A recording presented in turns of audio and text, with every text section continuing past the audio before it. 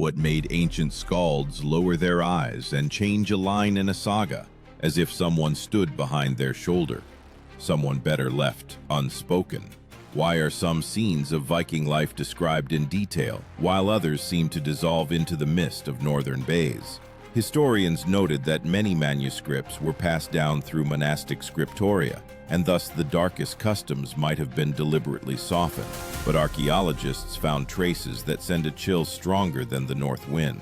And it is precisely these that give us a chance to reach the truth. And as we delve deeper into this shadow, keep one thing in mind. The final revelation concerns not only them, but also everyone who tries to understand their own limits.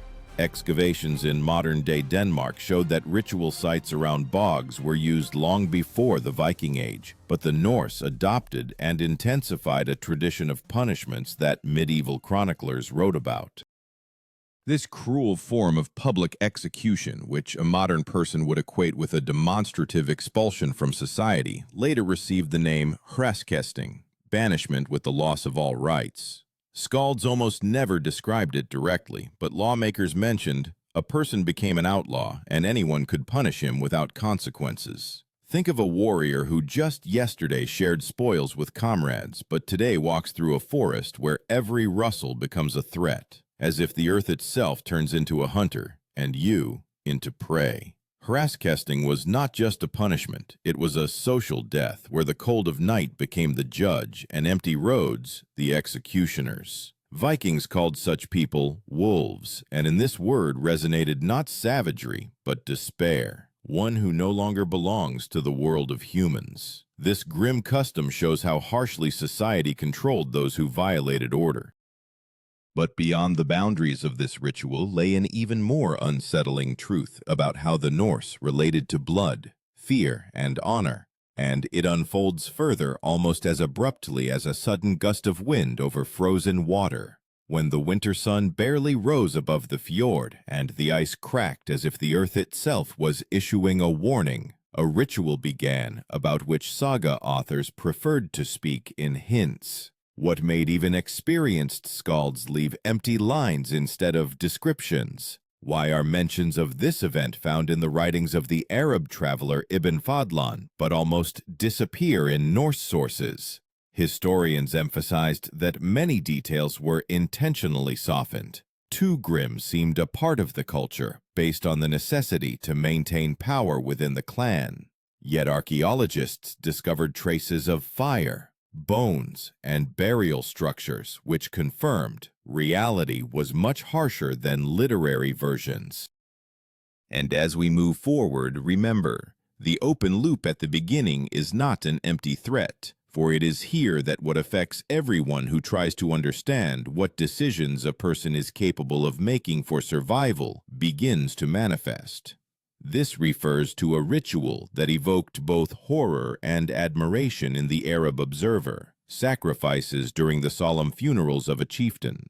According to him, some northern tribes might have included a young female servant in this ritual, and her role is interpreted as a symbol of the master's transition to another world. However, modern researchers have repeatedly emphasized these data cannot be generalized to all Vikings, since customs varied by region. But the fact remains, written evidence speaks of sacrificial rituals, and findings in burials confirmed the presence of human remains, belonging not only to the main interred. This frightening ritual later received the name bloat, a sacrificial offering that strengthened the connection between the world of the living and the world of spirits. It is important to understand, bloat was not always bloody, but it was the burial variations that became the most severe when a chieftain was considered a figure whose death required accompaniment. Historians explain the term bloat as offering, but in real life, this word sounded like the tolling of a bell before people made a decision that determined their fate. Imagine the flame of a burial ship, which rises above human height and is reflected in the eyes of those standing at the edges of the site. The smell of resin mixed with the frost, as if pushing apart the boundaries between worlds. At this moment, the female servant, chosen to accompany the chieftain, became a symbol of transition, as if the last ray before the disappearance of the sun in a winter storm. Her breath was short and her steps were heavy because everyone understood she was going where no one returns from. Archaeologists noted, on some burial sites, remains of ropes, organic tissues, and traces of bonfires were found, which corresponded to the described rituals, although the extent of their prevalence is still being discussed. The tactic of conducting the ritual was strictly ordered. First purification, then a gift to the spirits, then sending the main deceased on a fiery journey. This order emphasized how important the connection between the honor of the clan and the preservation of tradition was considered. And yet behind this fire always stood another shadow, the question of what compelled people to take part in such an act. The answer to it lies hidden in the following custom, which was rarely written down, but traces of which were found where the earth preserved memory better than any manuscripts. When a damp wind rose on the edge of the settlement, tearing the smoke from the hearths, people heard a short, dull sound, like a stone striking a shield. Such a sound often became the final warning for those who violated the boundaries of honor. Why then did the sagas, usually so detailed in describing victories and defeats, almost never speak of the mechanism of punishments within the community? Historians noted that authors preferred to describe deeds of valor rather than internal conflicts because the latter shamed the clan. But archaeological excavations in Iceland and Norway showed, on the outskirts of settlements, remains were found with signs of multiple fractures, inflicted by blunt objects, which coincided with descriptions of punishments passed down orally. And as we analyze this shadow, remember that open loop that appeared at the very beginning. It is not only about cruelty, but also about human decisions, before which any modern viewer will involuntarily ask themselves about their own limits. This ritual later received the name Holmgang, a duel on a limited platform, which served as a way of resolving disputes. A modern person would compare it to a legal process, where, instead of a judge, strength and endurance decided.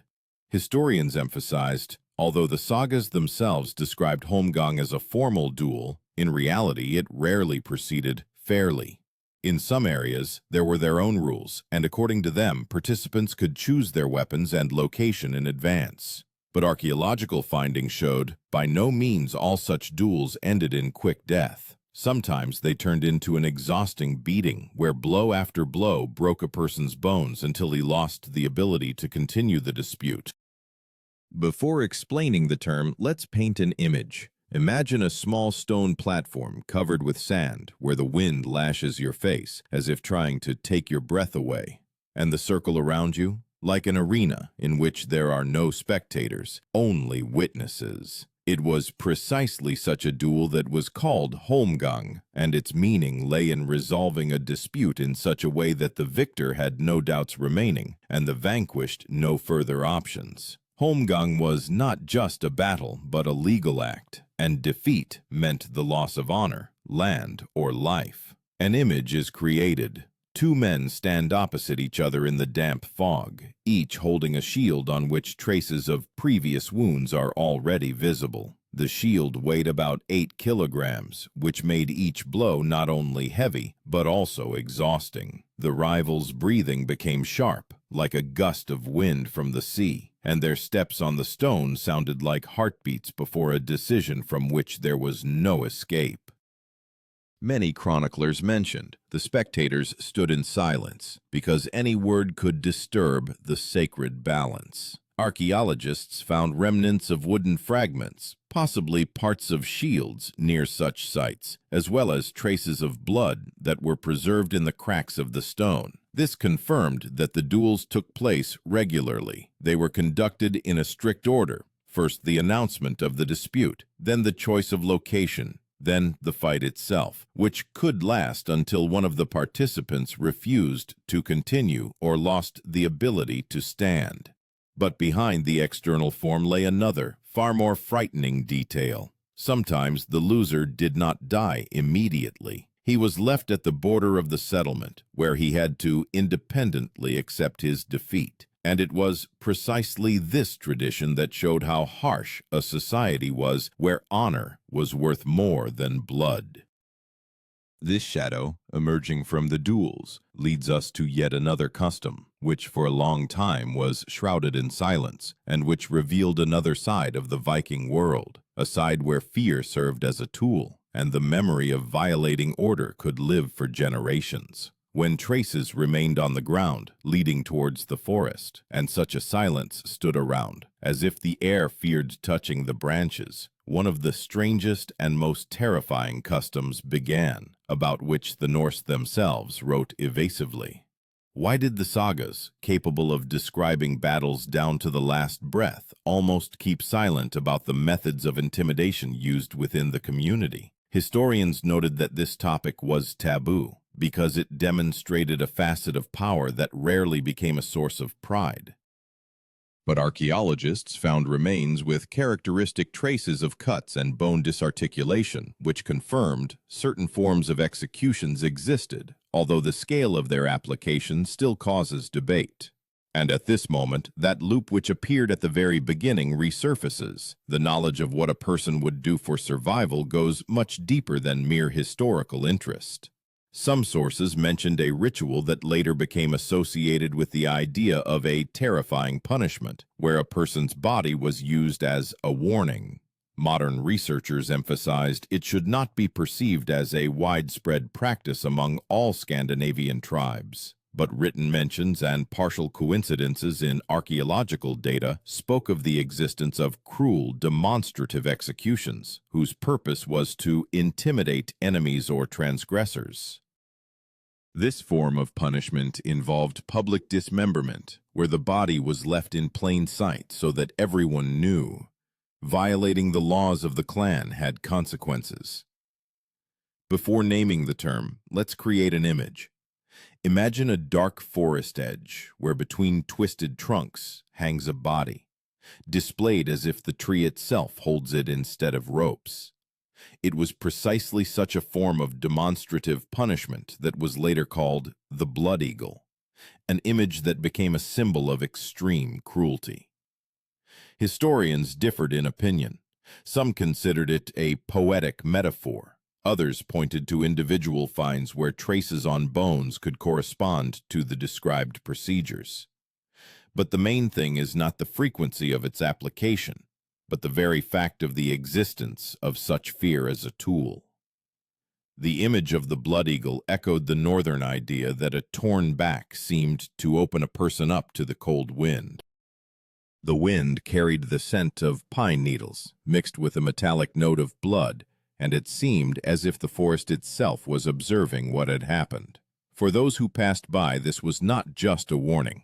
It was a reminder that the law of the clan stood above any personal will. And if even the strongest could find themselves in such a situation, then an ordinary person had no choice but to follow the rules, without asking questions.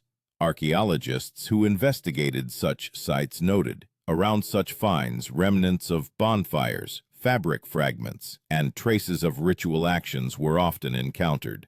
They presumed that such executions were carried out after a community gathering, when the decision was made publicly. The tactic of intimidation here was obvious. The punishment became visible to all, and its impact worked for a long time. As long as the body remained in the forest or on a cliff, everyone who saw it understood. Whoever violated order could become part of the same warning. But the most terrifying thing lay not in the procedure itself, but in the silence that followed. This silence made fear alive, almost palpable, and it was precisely this that allowed society to maintain control without constant punishments. One example was enough. However, behind this intimidation lay another layer of culture, far more personal and contradictory, a custom connected with family, heritage, and how the Norse understood the link between kinship and soul. It is precisely there that the next shadow leads, growing out of the very structure of their world, where death could be not an end, but the beginning of new obligations. When the light in the house began to dim and the shadows by the hearth grew longer, the Norse believed it was precisely in such moments that the boundaries between worlds shifted and the kin felt the breath of those who had already departed. Why then did the sagas so often mention duty to ancestors, but almost never explain what specific fear lay hidden behind this respect? Historians emphasized authors deliberately avoided the most painful topics because it was not simply about family duties, but about traditions that could seem too heavy even for the Iron Age. However, archaeological excavations in Norway and the Orkney Islands often revealed details confirming the death of elders in the kin could impose obligations on the survivors, upon which not only the family's honor, but also its physical survival depended. And here again, that open loop that arose at the very beginning begins to pulsate. How far is a person capable of going if their kin, their memory, their fear demands it? Chronicles and studies mentioned a tradition that later scholars called the cult of ancestors. But beneath this gentle name lay what a modern person would rather compare to a heavy hereditary burden that determined every step within the family. As researchers wrote, Vikings might have kept the remains of deceased relatives in their homes. Sometimes these were skulls, sometimes limb bones, and they did this not out of superstition, but from the conviction that ancestors continued to participate in the life of the kin. But there was also a harsher aspect of this tradition. If the head of the family died suddenly, his property, land, and responsibility could pass to the heir only after the performance of an obligatory ritual connected with the body. And although written sources avoided this, archaeological data showed instances of intervention in the buried body, which indicated the participation of the living in creating special binding symbols. To explain the term, let's first create an image. Imagine a nighttime house where fire pierces the darkness with reddish streaks, and by the wall stands a wooden chest smelling of resin. Inside, not gold, but a bone, smooth like a stone worn by time. Precisely such objects were later called hovdingsten, in essence, chieftain's stone. But in some regions it was not a stone at all, but a real ancestor's bone, a symbol of power and duty. Researchers emphasized hovdingsten was not a custom of all northern tribes, but where it existed, it possessed immense power, transforming the body of the deceased into the center of the clan structure. Imagine a person to whom this object is passed at dawn, when frost makes the ground crunch with frost. His hand trembles not from cold, but from understanding. Now he is responsible for the memory of all who lived before him. The smell of smoke permeates the wood, and it seems that the very walls of the house are listening to see if he can bear this weight. Vikings believed a breach of duty to ancestors could lead to illness, misfortune, or loss of land. And archaeological finds showed that many clan symbols were kept as relics, inseparable from family history. But there was also a darker aspect to this tradition. Sometimes the heir had to personally perform a part of the burial ritual, involving the body of the deceased head of the family. Researchers noted cases when the upper layers of burials were opened already after being filled in, and individual bones carefully removed. This indicated that part of the ritual was performed sometime after death. Historians debated whether it was an act of reverence or a requirement to confirm one's own right to power. Some supposed that the heir had to touch a specific bone or transfer it to a new house, solidifying his new responsibilities. Let's again create an image. Imagine how the heir in a dark burial chamber slides his hand over the cold earth, where stones resemble sharp teeth. The heir seems motionless, and each breath brings the taste of dampness. He lifts a bone, light, but capable of changing the fate of an entire clan. This does not look like a ritual of respect. Rather, it is a test that checks if a person is ready to become the pillar of family history. At this moment, even a strong warrior could feel small, because before him stood not a battle, but a responsibility, comparable to snow falling so thickly that it hides the road. Archaeologists who studied such places found confirmations, opened burials, traces of bone transfer, additional layers of fabric or leather added over time. This coincided with descriptions of customs mentioned by Scandinavian lawmakers. The heir received rights only after performing all obligatory actions. And if he refused, the kin could turn away from him and the land would go to another.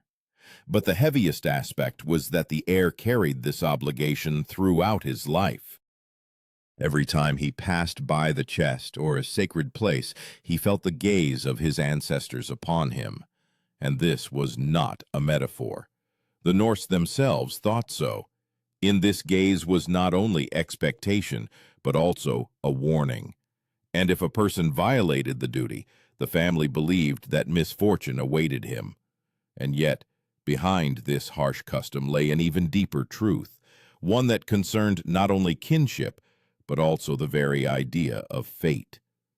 The Norse believed that some deaths could not be left unavenged, otherwise the very fabric of the world would be disrupted.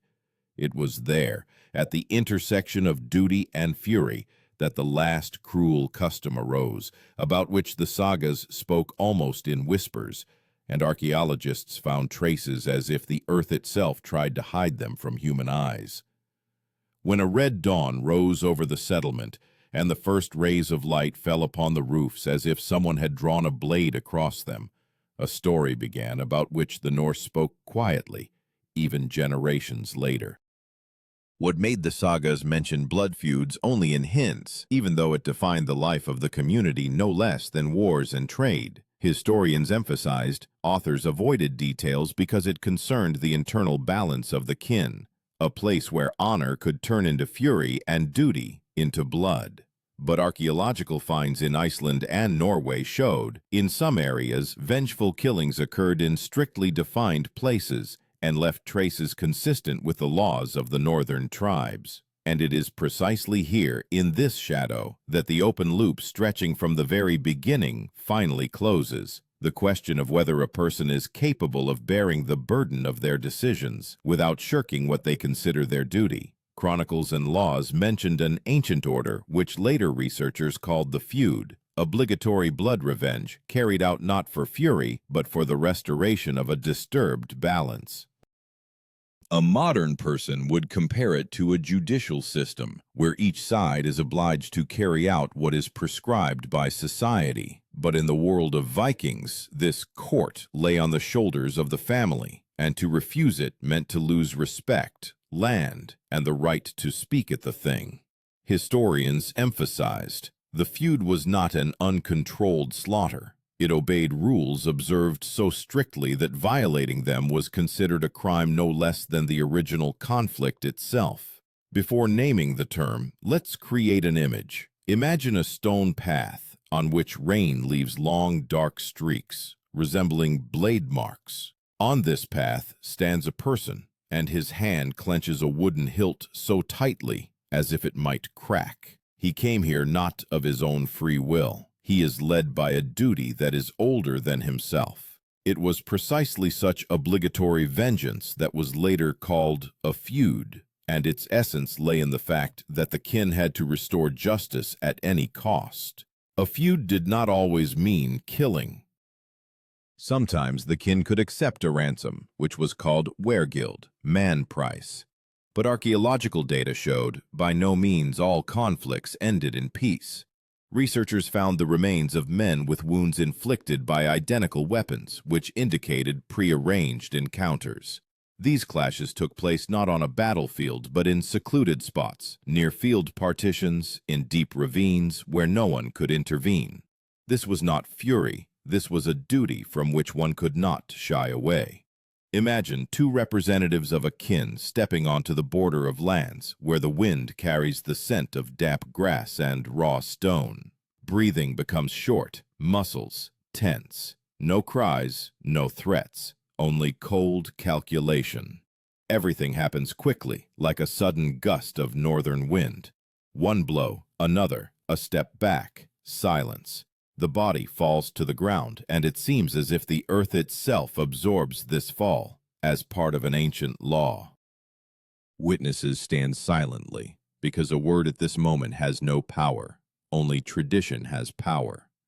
Archaeologists who investigated such places said, sometimes piles of stones were found, under which lay bodies without burial accoutrements, a sign that a person was killed within the framework of an obligation and not in battle. The soil layers around showed the absence of the body's prolonged presence on the surface, which coincided with the known procedure. The killing was carried out quickly. Just as quickly the body was hidden, and the kin returned home, considering the duty fulfilled. In some regions, wooden markers were found, indicating the place where the act of feud was committed. They resembled road signs, but served as a reminder. Duty fulfilled, peace restored. But the hardest thing about this custom was not the blow and not the death. The hardest thing was that the person committing the feud became a connecting link between the past and the future. He did not seek vengeance for himself. He sought vengeance for those who lived before him and for those who would live after. And if he refused to fulfill his duty, shame would fall upon the entire kin. Vikings believed a family's place in the world depended on how it observed the rules, and violating them could lead to the destruction of the very structure of society. Let's paint a final image. Imagine a person returning home after having committed a feud. His hands tremble, but he tries to hide it. The smoke in the house seems thicker than usual, and the gazes of his kin quieter. No congratulations are offered, no approvals. This is not a victory, but a burden that he will carry all his life. Every time he passes the threshold he crossed after fulfilling his duty, it seems to him that this threshold remembers what he did. And this memory is stronger than a blade, stronger than fear. And here, at this point, all the shadows of the previous customs merge into one. Vikings were not madmen seeking blood. They were people who bound their lives to laws that demanded immense inner strength. And it was precisely this strength, and not just weapons or ships, that made them a people remembered centuries later. Now that you have heard all that was hidden behind the sagas, one question remains to be asked. If you had to fulfill a duty that could break even a strong person, would you be able to step forward? Today, in a world where consequences are measured in words, not steel, we still face decisions that require courage. And everyone who studies this history inevitably asks themselves, what remains in us of that resilience which allowed the Norse to go to the very end, even when the path ahead was covered in bloody frost?